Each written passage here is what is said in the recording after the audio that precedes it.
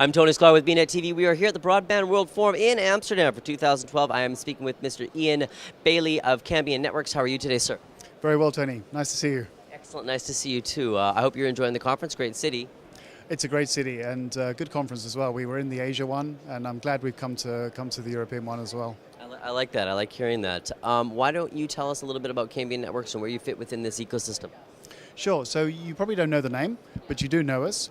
We were part of the Motorola broadband business, and we became an independent company last year in November. So we're just about to celebrate our first year anniversary as Cambium Networks, formerly Motorola. We fit in the ecosystem because our natural customers are service providers, mobile operators, fixed and wireless operators. So you have had some great longevity in this market space. I know that because Motorola originally, when you obviously were internal or in-house with them, did a fantastic job on that side, especially in the United States. I know that for sure. You know, we've had a chance to speak with many executives from that team for a long time. But what's changed, and where do you see the direction of the business going? Great question. So we've built on the heritage of Motorola. The Canopy product line, which was designed 7 years ago, has been very successful. We've got excellent market share across rural areas and metropolitan areas globally. We've just launched, actually this month, the new PMP 450, which is faster, and this is a solution that's designed for triple play. So triple play has been a big topic of conversation here at the conference. bnetTV wrote an op-ed piece today in the Daily talking about broadband. Is it a right or a luxury? I'm curious to see your answer on it, and then we'll go from there. I think it's a right. I think broadband is the fourth utility.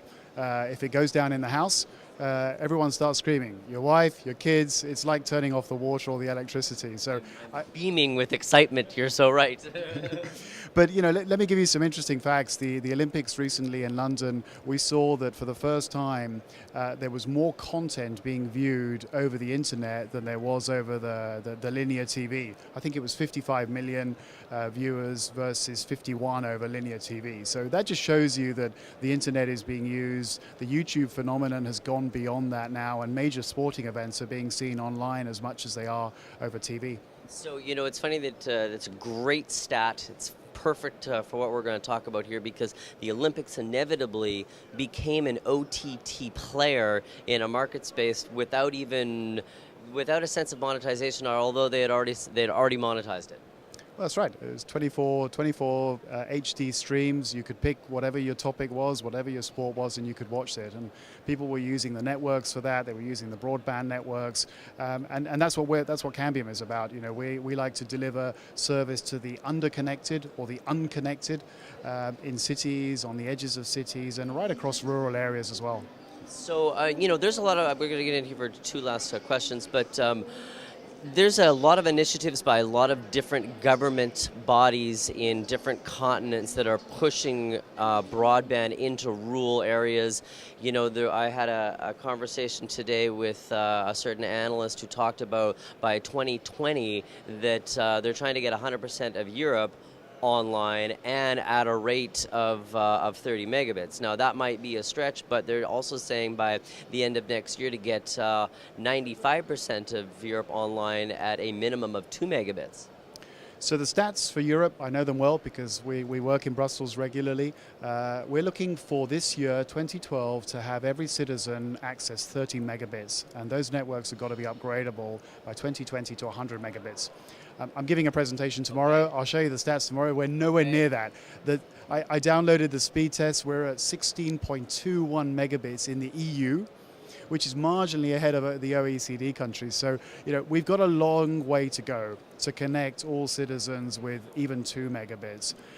That's a challenge. That's a challenge, but the funding is there, the technology is there, and the product that we just launched, the PMP 450, is actually a product that can deliver 100 megabits today. So we're 6 years ahead of the curve. So I love hearing that, because even 16 megabits is still fairly thick. I mean, realistically, coming from the United States, we talk about having tremendous speeds, but really, you know, when you're at the office, your enterprise solution is going to be a little bit thicker than your regular home connection, even though it's copper, and they say that you can get some tremendous speeds, even through the broadband networks over the mobile operators. Still not what they're talking about from an upload standpoint, for sure. So 16 megabits is still pretty good in some arenas, but the more pipe that you give people, the more data they're going to consume. Yeah, that's what my wife says. We consume a lot at home. They give us more, and we find more movies to download. But I think the challenge is overlaying that 16 megabits across the geography across of Europe. And you see that in the cities it's good, but once you get to the rural areas, I mean, it's half a meg or slower. And we've got to get the rural areas up to the double figures, and that's really the challenge. Are other areas of the world going to use Europe as a guiding light? I think the funding in Europe has opened the eyes. I mean, North America CAF funding is also delivering wireless into the rural areas. Once we appreciate that wireless has a role to play in a next generation network, then we'll start to see the areas and the other countries deploying wireless as well. And finally, Ian, what are we going to see from Motorola from a product standpoint over the next year here? Well, so as Cambium Networks now, we're launching new products. We're a year into our independent company. I'm going to redo that because I shouldn't have said Motorola. Don't worry. Yeah, I'll just redo that again. I'm like, yeah, I did say Motorola. It's like, I'm like, oh, okay. Well, Who are they? Who are they, right? And they're like, well, you're probably going to see some crappy cell phones, but no, I'm kidding. All right, let's start that all from scratch. Here we go. So finally, Ian, what are we going to see from Cambium Networks from a product standpoint within the next 12 months? So great question. So we're launching today the PMP 450, which is our next generation of access. Hot on the back of that, we've got some new point-to-point transmission radios that'll be launched over the next few months. And you're going to see a lot more ecosystem services that will help our service providers increase service levels and ARPUs with their customers. Why is it important to be here at the Broadband Forum? Why is it important to stay involved in this community?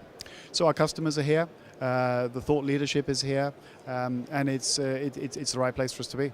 Ian, thanks very much for taking the opportunity to speak with us. Hope we get a chance for an update again in the future. Congratulations on being at the right place at the right time and being involved with a great initiative. Thanks, Tony. Fantastic. I've been speaking with Mr. Ian Bailey of Cambium Networks here at the Broadband World Forum in Amsterdam for 2012. I am Tony Sklar with bnetTV.